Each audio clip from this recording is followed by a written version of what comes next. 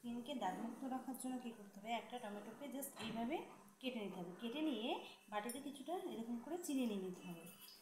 চিনিটা স্ক্রাব থাকলে খুব ভালো, স্ক্রাব না থাকাই ভালো, কারণ স্ক্রাব না থাকলে কী হবে, স্কিনের মধ্যে তোমার অনেকটা স্ক্রাব হয়ে যাবে।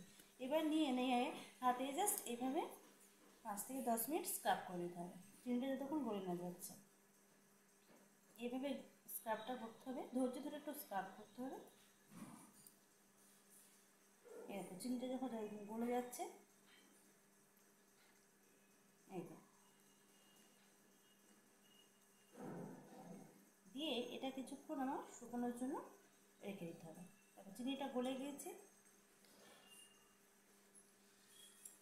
এবার এটাকে আমাকে শুকানোর জন্য কিছুক্ষণ রেখে দিতে হবে।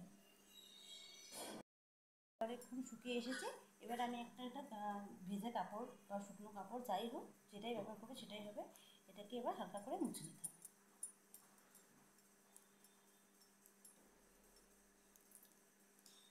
দেখো মোছা হয়ে গেছে।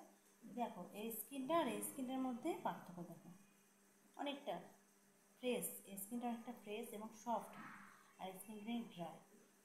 এটা যদি তোমরা নিয়ম সপ্তাহে 3 দিন করে ইউজ করো, অনেক ভালো রেজাল্ট পাবে।